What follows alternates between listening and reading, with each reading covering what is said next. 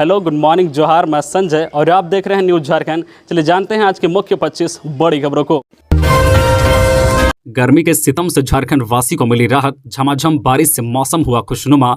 राजधानी में अचानक रांची समेत आसपास के जिलों में मौसम का मिजाज बदला दिखा। राज्य के तापमान में गिरावट दर्ज की गई है। तेज हवा के साथ ओलावृष्टि और वर्षा ने आम जनता को जहां राहत दी, हालांकि बारिश और तेज हवाओं के कारण शहर के कई हिस्सों में पेड़ की टहनियां टूटकर सड़कों पर बिखर गई है, जिससे शहर की रफ्तार थम सी गई। बता दें कि झारखंड में मौसम के बदलते मिजाज को देखते हुए मौसम विज्ञान केंद्र रांची ने अलर्ट जारी किया है। अगले 2 दिनों तक रांची समेत कई हिस्सों में गरज के साथ ओलावृष्टि होने की प्रबल संभावना है। लोगों से सतर्क व सावधान रहने का आग्रह किया गया है। साथ ही पेड़ों और बिजली के खंभे से दूर रहने को कहा गया है। मौसम विज्ञान केंद्र के वरीय वैज्ञानिक अभिषेक आनंद की माने तो पश्चिमी विक्षोभ की वजह से झारखंड के मौसम में बदलाव हुआ है। मौसम विभाग की माने तो राज्य के उत्तर पूर्वी एवं मध्य भाग यानी देवघर, धनबाद, गिरिडीह, दुमका, जामताड़ा, गोड्डा, पाकुड़, साहिबगंज, रांची, बोकारो, गुमला, हजारीबाग, खूंटी और रामगढ़ में आज 17 और कल 18 मार्च को भी ओलावृष्टि हो सकती है। इस मौसम को देखते हुए मौसम विभाग ने कुछ इलाकों में येलो और कुछ जगहों के लिए ऑरेंज अलर्ट जारी किया है। सावधान, झारखंड के गढ़वा में तेंदुए के बाद आया बाघ, वन विभाग अलर्ट। झारखंड के गढ़वा में तेंदुए के बाद अब बाघ आया है। पिछले दिनों छत्तीसगढ़ के गुरु घासीदास राष्ट्रीय उद्यान से निकलकर बलरामपुर वन परिक्षेत्र में मवेशियों का शिकार कर दहशत फैलाने वाला बाघ गढ़वा दक्षिणी वन क्षेत्र के बड़गढ़ इलाके तक पहुंच गया है। हालांकि अभी तक बाघ ने सिर्फ मवेशियों का ही शिकार किया है, लेकिन गढ़वा दक्षिणी वन क्षेत्र में बाघ के आने की सूचना के बाद वन विभाग अलर्ट हो गया है। लोगों को बाघ से बचने के लिए गुरुवार से वन विभाग की टीम ने बड़गढ़ और भंडारिया क्षेत्र के विभिन्न गाँव में लोगों को जागरूक करने के लिए ध्वनि विस्तारक यंत्र से प्रचार प्रसार किया। वहीं लोगों को सावधानी बरतने की अपील करते हुए जंगलों में जाने से बचने की सलाह दी है। जानकारी के अनुसार बुधवार की शाम बाघ को झारखंड और छत्तीसगढ़ की सीमा पर स्थित बड़गढ़ के गड़िया गांव के समीप कन्हर नदी के पास देखा गया था। फिर रात में गांव सहित रामन में पहुंचकर बछड़े को घायल किए जाने की बात कही जा रही है, लेकिन वन विभाग इसकी पुष्टि नहीं की है। इधर गुरुवार को बाघ के दूसरे क्षेत्र में भी देखे जाने की बात ग्रामीणों की ओर से कही जा रही है। वहीं छत्तीसगढ़ की वन विभाग की ओर से भी बाघ के गढ़वा क्षेत्र में चले जाने की सूचना के बाद गढ़वा की वन विभाग सतर्क हो गई है। राजधानी रांची में तेज आंधी ने मचाई तबाही, कई स्थानों पर गिरे पेड़। राजधानी रांची में अचानक आई तेज आंधी ने जमकर तबाही मचाई है। रांची के कई इलाकों में पेड़ गिर जाने की वजह से कई वाहन क्षतिग्रस्त हो गए हैं। वहीं तेज आंधी की वजह से रांची के कई इलाकों में बिजली पूरी तरह से बाधित हो गई है। रांची के ग्रामीण इलाकों में कई जगह वज्रपात भी हुआ है, जिसमें कई लोग घायल भी हुए हैं। मौसम विभाग के अनुसार झारखंड में वेस्टर्न डिस्टर्बेंस यानी पश्चिमी विक्षोभ के चलते मौसम में असर पड़ा है। इससे राजधानी रांची सहित राज्य के कई जिलों में बारिश हुई है। कई जगहों पर मध्यम दर्जे के मेघा गर्जन के साथ तेज हवा के साथ वज्रपात की सूचना है। कुछ जगहों पर ओलावृष्टि भी हुई है। राजधानी रांची में गुरुवार की शाम 4 बजे के बाद अचानक तेज आंधी के साथ बारिश शुरू हो गई। आंधी इतनी तेज थी कि मेन रोड के चर्च कॉम्प्लेक्स के पास स्थित HDFC बैंक के पास ही बड़ा पेड़ धराशायी हो गया। पेड़ के गिरने की वजह से आधा दर्जन से ज्यादा बाइक के साथ 3 कार और एक जनरेटर पूरी तरह से क्षतिग्रस्त हो गया। जिस समय पेड़ गिरा उसके आसपास कई लोग पानी से बचने के लिए वहां खड़े थे। गनीमत रहे कि जैसे ही पेड़ गिरना शुरू हुआ वहां मौजूद लोग जल्दी अपने जान बचाकर भाग गए, इसलिए किसी तरह की जान का नुकसान नहीं हुआ है। वहीं दूसरी तरफ रांची के धुरवा थाना क्षेत्र के शालीमार बाजार के पास वज्रपात गिरने से एक छात्रा की मौत हो गई है, जबकि 2 लोग घायल हो गए हैं। मृतक छात्रा का नाम रितिका मुंडा है और वह जगन्नाथपुर इलाके की रहने वाली है। इधर रांची के डोरंडा, मोराबादी, रातू सहित कई दूसरे इलाकों में भी तेज आंधी की वजह से पेड़ गिरे हैं। तेज आंधी की वजह से अधिकांश इलाकों में बिजली भी कट गई है। कई जगह बिजली के तार पर भी पेड़ गिर गए हैं। इस वजह से कई घंटों से राजधानी के कई इलाकों में बिजली गुल रही। झार नियोजन पोर्टल का सीएम हेमंत सोरेन करेंगे आज शुभारंभ, बेरोजगारों को होगा ये लाभ। झारखंड में झार नियोजन पोर्टल का शुभारंभ आज 17 मार्च को सीएम हेमंत सोरेन करेंगे। दिन के 4 बजे झारखंड विधानसभा स्थित मुख्यमंत्री कक्ष में पोर्टल का शुभारंभ करने का कार्यक्रम निर्धारित है। श्रम नियोजन, प्रशिक्षण एवं कौशल विकास विभाग झारखंड सरकार द्वारा बनाए गए झारनियोजन.झारखंड.gov.in पोर्टल के माध्यम से सरकार नियोक्ता एवं रोजगार ढूंढ रहे अभ्यर्थियों को एक प्लेटफॉर्म उपलब्ध कराने का प्रयास कर रही है। इस पोर्टल पर नियोक्ता अपने व्यवसाय एवं उससे संबंधित मानव बल के बारे में जानकारी साझा कर सकते हैं। इसके अलावा आवश्यक मानव बल हेतु रिक्तियां भी निकाल सकेंगे। वही रोजगार के लिए इच्छुक अभ्यर्थी संबंधित रोजगार के लिए खुद को रजिस्टर कर अपना आवेदन भी कर सकेंगे। राज्य के युवाओं के हित में सभी नियोक्ताओं से सरकार की अपेक्षा है कि वे राज्य के प्रति अपने सामाजिक एवं नैतिक जिम्मेदारी का निर्वहन करते हुए स्वेच्छा से झारखंड राज्य के निजी क्षेत्र के रोजगार में 75% स्थानीय भागीदारी सुनिश्चित करने हेतु झारखंड राज्य के निजी क्षेत्र में स्थानीय उम्मीदवारों का नियोजन अधिनियम 2021 का अनुपालन करें। खबरों में आगे बढ़ने से पहले आपसे रिक्वेस्ट है कि अगर आप चैनल को सब्सक्राइब नहीं किए हैं तो प्लीज चैनल को सब्सक्राइब करके बेल आइकन प्रेस कर दे, जिससे आपको झारखंड की हर छोटी बड़ी खबर का अपडेट आप तक पहुंचता रहे। चलिए बढ़ते हैं खबरों की ओर। सत्र में ही नियोजन नीति पर सीएम देंगे जवाब, आज से बीजेपी विधायक नहीं पहनेंगे टी शर्ट। नियोजन नीति इस वक्त पूरे राज्य का सबसे गर्म मुद्दा है। चाहे झारखंड के युवा हों या विपक्ष, सभी नियोजन नीति पर मुख्यमंत्री हेमंत सोरेन का पक्ष जानना चाहते हैं। इसे लेकर झारखंड विधानसभा में हर दिन विपक्ष की तरफ से हंगामा किया जा रहा है। इसलिए गुरुवार को विधानसभा अध्यक्ष डॉक्टर रविंद्रनाथ महतो कार्य मंत्रणा समिति की बैठक की, जिसमें पक्ष विपक्ष शामिल हुए। बैठक में तय हुआ है कि मुख्यमंत्री नियोजन नीति और नई नियुक्ति नियमावली पर इसी सत्र में जवाब देंगे। इसके बाद विपक्ष ने गतिरोध समाप्त करने के अनुरोध को स्वीकारा।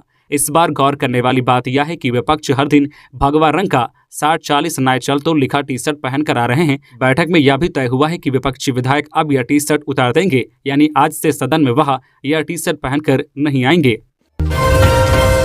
मरांग गोम के जयपाल सिंह मुंडा स्कॉलरशिप 110 विदेशी यूनिवर्सिटी से 31 विषयों में पढ़ाई का मौका। झारखंड के स्टूडेंट्स मरांग गोम के जयपाल सिंह मुंडा पारदेशीय स्कॉलरशिप के लिए 15 मई तक आवेदन कर सकते हैं। आज शुक्रवार से आवेदन प्रक्रिया शुरू होगी। इस संबंध में गुरुवार को आदिवासी कल्याण आयुक्त झारखंड के स्तर से सूचना जारी कर दी गई है। इसमें कहा गया है कि राज्य के अनुसूचित जनजाति, अनुसूचित जाति, अल्पसंख्यक और पिछड़ा वर्ग के स्टूडेंट्स इस स्कॉलरशिप के लिए वित्तीय वर्ष 2023-24 के लिए शुक्रवार से आवेदन कर सकते हैं। ऑनलाइन आवेदन वेबसाइट www.mgos.jharkhand.gov.in के जरिए आवेदन करना होगा। जरूरत पड़ने पर कल्याण कॉम्प्लेक्स मोरहाबादी रांची स्थित आदिवासी कल्याण आयुक्त के कार्यालय में भी संपर्क कर सकते हैं। स्टूडेंट्स को यूके के कॉलेज, यूनिवर्सिटी में उच्च शिक्षा की पढ़ाई का खर्च झारखंड सरकार वहन करेगी।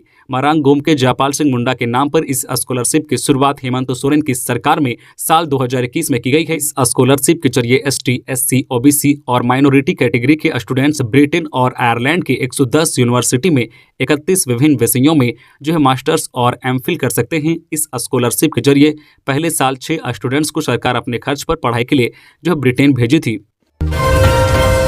घूस लेते महिला अधिकारी गिरफ्तार, बिल पास करने के लिए मांगा 15% कमीशन। सेविका ने की शिकायत तो रंगे हाथ ACB ने पकड़ा। चतरा जिले के इटखोरी में ACB ने पर्यवेक्षिका सुपरवाइजर उर्मिला कुमारी को 7,500 रुपये घूस लेते रंगे हाथों पकड़ लिया। इटखोरी बाल विकास परियोजना पदाधिकारी CDPO कार्यालय से उर्मिला की गिरफ्तारी हुई है, जिसके बाद उन्हें हजारीबाग लाया गया, जहां उनसे पूछताछ की जा रही है। पर्यवेक्षिका ने आंगनबाड़ी सेविका से पोषाहार वाउचर पास करने के एवज में 15% के कमीशन की मांग की थी। तंग आकर सेविका ने इसकी शिकायत ACB से कर दी। ACB ने इसे रंगे हाथ पकड़ने की योजना बनाई और उर्मिला देवी को घूस लेते गिरफ्तार कर लिया गया। बोकारो के अभिनय आनंद को PG नीट में मिला 34वां रैंक, पहले प्रयास में ही हासिल की सफलता।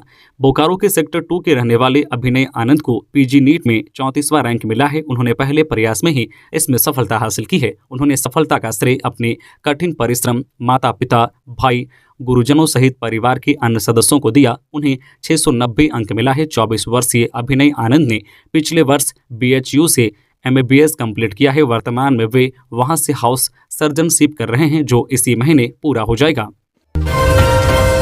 5 लाख के इनामी नक्सली गिरफ्तार, IED बम लगाने के एक्सपर्ट है नक्सली, कई घटनाओं में निभाई है अहम भूमिका। IED बम लगाने में माहिर 5 लाख का इनामी नक्सली लातेहार पुलिस के हाथ लगा है। भाकपा माओवादी के रीजनल कमांडर रविंद्र गंजू के करीबी जोनल कमांडर शीतल मोची उर्फ शीतल राम उर्फ शीतल रविदास की गिरफ्तारी की गई है। शीतल मोची पर सरकार द्वारा 5 लाख रुपए का इनाम घोषित है। शीतल मोची भाकपा माओवादी की IED एक्सपर्ट था, जो कई जंगलों में बम लगाने का कार्य करता था, जिससे कई सुरक्षा बल व ग्रामीण इसकी चपेट में आ चुके हैं। शीतल मोची मूल रूप से बालूमाथ थाना क्षेत्र के हुंडरा टांड का रहने वाला है। पुलिस ने उसके पास से 7.65 mm के लोड देसी पिस्टल, 7.65 mm के 5 जिंदा कारतूस, AK-47 के 20 राउंड जिंदा गोली व लेबी के 10,000 रुपये नकद बरामद किया है। झारखंड विधानसभा से पेयजल विभाग के लिए 4,372 करोड़ रुपए का अनुदान मांग पारित। झारखंड विधानसभा में गुरुवार को सदन में पेयजल एवं स्वच्छता विभाग के अनुदान मांग पर चर्चा हुई। विपक्ष के कार्यवाही बहिष्कार के बाद पेयजल एवं स्वच्छता विभाग का वित्तीय वर्ष 2023-24 के लिए 4,372 करोड़ रुपए का अनुदान मांग पारित हुआ।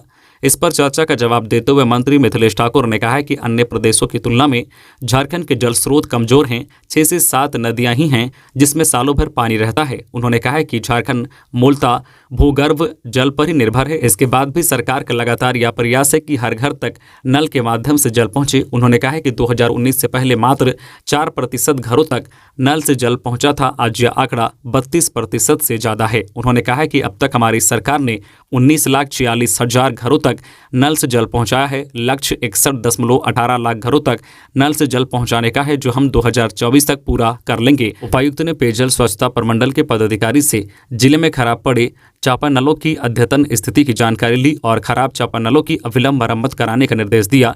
डीसी ने जिले के प्रखंड विकास पदाधिकारी से अप्रैल, मई और जून माह के दौरान जल स्तर के नीचे चले जाने से जल संकट से प्रभावित होने वाले पंचायतों की जानकारी ली। साथ ही प्रखंडों में उपलब्ध टैंकरों की संख्या एवं स्थिति की जानकारी ली गई। उपायुक्त ने कहा कि अप्रैल, मई और जून माह के दौरान जल संकट से जूझने वाले क्षेत्रों में टैंकर से पानी की आपूर्ति की जाएगी। उन्होंने कहा कि प्रखंडों के पुराने टैंकरों की मरम्मत कराई जाएगी। साथ ही आवश्यकता अनुसार नए टैंकर की व्यवस्था की जाएगी। पूजा सिंघल की डिस्चार्ज पिटीशन पर अब अगली सुनवाई 23 को। निलंबित आईएएस पूजा सिंघल की डिस्चार्ज पिटीशन पर गुरुवार को सुनवाई हुई। सुनवाई के दौरान दोनों पक्षों की ओर से बहस किया गया। अब अगली सुनवाई 23 मार्च को होगी। दरअसल मनरेगा घोटाले मामले में पूजा सिंघल ने डिस्चार्ज पिटीशन दाखिल किया है। वहीं ईडी ने चार्जशीट में बताया है कि पूजा सिंघल ने मनरेगा घोटाले के जरिए करोड़ों रुपए की संपत्ति अर्जित की है। घोटाले के जरिए जो पैसा कमाया है उसे अलग अलग जगह निवेश किया है। मालूम हो कि पूजा सिंघल फिलहाल जमानत पर बाहर है। उन्हें सशर्त 2 महीने की जमानत दी गई है। गुरुवार की सुनवाई ईडी कोर्ट के विशेष न्यायाधीश प्रभात शर्मा की अदालत में हुई। गौरतलब है कि पूजा सिंघल और उनके सहयोगियों के ठिकाने पर ईडी ने 6 मई 2022 को छापा मारा था। छापेमारी के दौरान पूजा सिंघल के पति अभिषेक झा के सीए सुमन कुमार के पास से 19 करोड़ 31 लाख रुपए नगद और दस्तावेज मिले थे। पूजा सिंघल को 11 मई को गिरफ्तार किया गया था। 25 मई को उन्हें जेल भेज दिया गया था। धनबाद कॉलेज ऑफ नर्सिंग के विद्यार्थियों ने लगाया रिजल्ट में छेड़छाड़ का आरोप, सड़क जाम। धनबाद कॉलेज ऑफ नर्सिंग के छात्र छात्राओं ने कॉलेज प्रबंधन पर बीएससी नर्सिंग के रिजल्ट में छेड़छाड़ का आरोप लगाते हुए 16 मार्च को जमकर हंगामा किया। अशरफी अस्पताल के सामने 8 लेन सड़क को जाम कर दिया। सभी विद्यार्थी अशरफी अस्पताल में कार्यरत हैं। प्रदर्शन में कॉलेज के सेमेस्टर 1 से 4 तक के 500 छात्र छात्राएं शामिल थे। सड़क जाम की सूचना मिलते ही बरवाडा थाना पुलिस मौके पर पहुंची और काफी मशक्कत के बाद छात्र छात्राओं को समझाकर जाम हटाया। इस मामले में कॉलेज प्रबंधन ने पूरी तरह चुप्पी साध रखी है। सड़क जाम में शामिल नर्सिंग की छात्रा माया भारद्वाज ने बताया है कि वह धनबाद कॉलेज ऑफ नर्सिंग की 3rd सेमेस्टर की छात्रा है। कॉलेज प्रबंधन ने उन लोगों को परीक्षा में फेल कर दिया है। उसने कहा है कि उसके साथ कॉलेज के 500 अधिक छात्र छात्राएं का शिकार हुए हैं। कॉलेज प्रबंधन ने उनके रिजल्ट के साथ छेड़छाड़ किया है। रिजल्ट पिछले जनवरी में ही घोषित हुआ था। कॉलेज प्रबंधन अब उन्हें फेल बता रहा है या उनके भविष्य के साथ खिलवाड़ है। उसने बताया कि 4 वर्ष के कोर्स के लिए उन लोगों ने 5,20,000 रुपए फीस जमा की है। नेशनल महिला हॉकी टीम कैंप में बढ़ेगी झारखंड की भागीदारी। साइंस सेंटर बेंगलुरु में 4 खिलाड़ी कर रही कैंप, अब रोपनी और अलबेला रानी टोप्पो भी बनेगी हिस्सा। साइंस सेंटर बेंगलुरु में अब झारखंड की महिला हॉकी खिलाड़ियों की भागीदारी बढ़ सकती है। पहले से कैंप कर रही 4 महिला खिलाड़ियों के बाद अब सीनियर भारतीय महिला हॉकी टीम के राष्ट्रीय कैंप के लिए झारखंड की 2 खिलाड़ियों के नाम सामने आए हैं। ये 2 खिलाड़ी रोपनी कुमारी और अलबेला रानी टोप्पो हैं। इन दोनों खिलाड़ियों का चयन सीनियर भारतीय महिला हॉकी टीम के राष्ट्रीय कैंप के लिए आयोजित ट्रायल में किया गया है। साइंस सेंटर बेंगलुरु में सीनियर भारतीय महिला हॉकी टीम का 12 फरवरी से 26 मार्च तक राष्ट्रीय कैंप चल रहा है। इस कैंप में पहले से ही झारखंड की 4 महिला हॉकी खिलाड़ी कैंप कर रही है। ये खिलाड़ी निक्की प्रधान, सलीमा टेट्टी, संगीता कुमारी, ब्यूटी डुंगडुंग हैं। अब हॉकी इंडिया ने हॉकी झारखंड के महासचिव विजय शंकर सिंह को पत्राचार कर झारखंड के 2 और हॉकी खिलाड़ी रोपनी कुमारी और अलबेला रानी टोप्पो को इस कैंप के लिए आमंत्रित किया है। 20 मार्च से 26 मार्च तक इनका बेंगलुरु में सीनियर भारतीय महिला हॉकी टीम के राष्ट्रीय कैंप में चयन के लिए ट्रायल चलेगा। राज्यपाल से मिले एसएसपी, राजधानी की विधि व्यवस्था की दी जानकारी। राज्यपाल सीपी राधाकृष्णन से गुरुवार को रांची के वरीय पुलिस अधीक्षक किशोर कौशल ने राजभवन में शिष्टाचार भेंट की। इस अवसर पर उन्होंने राज्यपाल को रांची की विधि व्यवस्था की जानकारी प्रदान की। नियुक्ति नियमावली कैबिनेट से पारित, बहुत जल्द शुरू होगी नियुक्तियां। आलमगीर। विधायक लंबोदर महतो के ध्यानाकर्षण प्रस्ताव के जवाब में संसदीय कार्य मंत्री आलमगीर आलम ने साफ कहा है कि 1932 आधारित स्थानीय और नियोजन नीति को सर्वसम्मति से विधानसभा से पारित कराकर राज्यपाल के माध्यम से भारत सरकार को भेजा गया है। उन्होंने कहा है कि भारत सरकार इस पर क्या निर्णय लेती है इसका हम लोग इंतजार नहीं कर सकते, क्योंकि समय निकल जाएगा। उन्होंने कहा है कि इस बात को ध्यान में रखकर सरकार ने कैबिनेट से नई नियुक्ति नियमावली पारित करा ली है। विभिन्न प्रतियोगिता परीक्षाओं के लिए अलग अलग नियमावली बनाई गई है। विभागों से रिक्तियां भी मांगी जा रही है। बहुत विभागों से रिक्तियों की सूची भी आ गई है। सरकार बहुत जल्द नियुक्ति प्रक्रिया शुरू करने जा रही है। झारखंड इमेजिंग एक्सपो में मुख्यमंत्री आमंत्रित। मुख्यमंत्री हेमंत सोरेन से गुरुवार को झारखंड विधानसभा स्थित मुख्यमंत्री कक्ष में झारखंड फोटोग्राफिक एसोसिएशन के प्रतिनिधिमंडल ने शिष्टाचार भेंट की। उन्होंने मुख्यमंत्री को 6 से 8 अप्रैल के दौरान खिलगांव, रांची में आयोजित होने वाले झारखंड इमेजिंग एक्सपो में शामिल होने के लिए आमंत्रित किया। मुख्यमंत्री से मुलाकात करने वाले में Jharkhand photographic association central committee के संरक्षक बापी घोषाल, अध्यक्ष चंद्रेश्वर पंडित, उपाध्यक्ष बिरजू कुमार, सचिव उपेंद्र कुमार, कोषाध्यक्ष राजेश कुमार सिन्हा, वीरेंद्र शर्मा और विकास कुमार शामिल थे। मांदर की थाप पर जमकर थिरके युवा, दिसोम बहापरों में की सुख शांति की कामना। आदिवासी संथाल समाज महासभा खारसावां के तत्वाधान में खारसावां के टीनागुड़ा मैदान में दिसोम बहापर्व का आयोजन किया गया। कार्यक्रम की शुरुआत जाहिर थान में नायक बाबा दखिन सोरेन द्वारा बहा बोंगा पूजा अर्चना के साथ की गई। पूजा में सुख शांति की कामना की गई। इसके पश्चात सांस्कृतिक कार्यक्रम का आयोजन किया गया। मौके पर नगाड़ा व मांदर की थाप पर संथाल समुदाय के लोगों ने नृत्य किया। बहापर्व में शामिल होने के लिए खारसावां विधायक दशरथ गागराई, देश फरखना, फकीर चंद टुडू समेत काफी संख्या में लोग पहुंचे थे। उन्होंने मांदर पर थाप देते हुए नृत्य किया। नृत्य का सिलसिला देर शाम तक चला। दिसोम बहा में शामिल होने के लिए क्षेत्र के विभिन्न गांवों से संथाल समुदाय के लोग पहुंचे थे। हत्यारे आरपीएफ जवान को फांसी की सजा, गर्भवती समेत 3 का किया था मर्डर। आरपीएफ जवान पवन कुमार सिंह को कोर्ट ने गुरुवार को फांसी की सजा सुनाई है। रामगढ़ अपर जिला एवं सत्र न्यायाधीश प्रथम शेषनाथ सिंह ने भारतीय दंड संहिता 302 के तहत यह सजा सुनाई। साथ ही 307 में 10,000 का जुर्माना भी लगाया। पुलिस ने गुप्त सूचना के आधार पर घटना के 9 महीने बाद पवन को गिरफ्तार किया था। रामगढ़ जिले के बरकाकाना जीआरपी थाना की पुलिस ने नाटकीय ढंग से उसे गिरफ्तार किया था। पुलिस ने उसकी गिरफ्तारी उसके पैतृक गांव से की थी। रिमांड में लेने के बाद आरोपी पवन को जेल भेज दिया गया था। बिहार के आरा जिला के कथर गांव से 22 मार्च 2020 को उसकी गिरफ्तारी हुई थी। बता दें कि रामगढ़ जिले के बरकाकाना क्षेत्र में आरपीएफ जवान पवन कुमार सिंह सेवा दे रहे थे। 17 अगस्त 2019 को उन्होंने जो सर्विस रिवॉल्वर से रेलकर्मी के परिवार के 5 सदस्यों को गोली मार दी थी, जिसमें गर्भवती महिला समेत 3 लोगों की मौत हो गई थी। परिवार के 2 लोग गंभीर रूप से घायल हो गए थे। अल्पसंख्यक शिक्षण संस्थानों को होल्डिंग टैक्स में राहत, एमएलए शिल्पी नेहा तिर्की ने सीएम हेमंत सोरेन का जताया आभार। मांडर की विधायक शिल्पी नेहा तिर्की ने अल्पसंख्यक शिक्षण संस्थानों की होल्डिंग टैक्स में नगर निगम द्वारा की गई अप्रत्याशित वृद्धि मामले में मुख्यमंत्री हेमंत सोरेन द्वारा सकारात्मक कदम उठाने की सराहना की है। इस संदर्भ में गुरुवार को शिल्पी नेहा तिर्की ने मुख्यमंत्री हेमंत सोरेन से विधानसभा स्थित उनके कक्ष में मुलाकात की और उनके द्वारा दिए गए निर्देश के लिए आभार जताया। हड़ताल से 28 लोगों की मौत मामले में राज्य सरकार और रिम्स प्रबंधन को जवाब दाखिल करने का मिला समय। रिम्स में करीब 3 साल पहले जूनियर डॉक्टरों व नर्स ने हड़ताल कर दिया था, जिसके कारण 28 लोगों की जान गई थी। गुरुवार को झारखंड हाईकोर्ट में इस पर सुनवाई हुई। मामले की सुनवाई चीफ जस्टिस संजय कुमार मिश्रा की अध्यक्षता वाली खंडपीठ में हुई। इस मामले में राज्य सरकार और रिम्स प्रबंधन ने जवाब दाखिल करने के लिए अदालत से और समय देने का अनुरोध किया, जिसे अदालत ने स्वीकार कर लिया। पश्चिमी सिंहभूम के सोनवा में बाइक सवार से 5 लाख रुपए की लूट, जांच में जुटी पुलिस। पश्चिमी सिंहभूम जिला अंतर्गत सोनवा चक्रधरपुर मुख्य मार्ग के आसन तलिया एवं रसोई घर के बीच पुलिया के पास एक बाइक सवार व्यक्ति से पिस्तौल की नोक पर अज्ञात अपराधियों ने 5 लाख रुपए लूटकर फरार हो गया। घटना के बाद से लोगों में दहशत है। जानकारी मिलते ही पुलिस आरोपियों की धरपकड़ के लिए छापेमारी अभियान चला रही है। घटना के संबंध में बताया गया है कि पीड़ित गोपेश प्रधान चक्रधरपुर से 5 लाख रुपए लेकर अपने घर बारी लौट रहा था। वैधमारा रेल फाटक पहुंचने से पूर्व किसान सेवा केंद्र समीप स्थित पुलिया के पास पहले से घात लगाकर बैठे 6 अज्ञात अपराधियों ने बाइक सवार गणेश प्रधान को रोका, जिसके बाद अपराधियों ने पिस्तौल दिखाकर पैसे भरे बैग लूटकर फरार हो गया। इस दौरान अपराधियों ने पिस्तौल के बट से मारकर गोपेश को घायल भी कर दिया।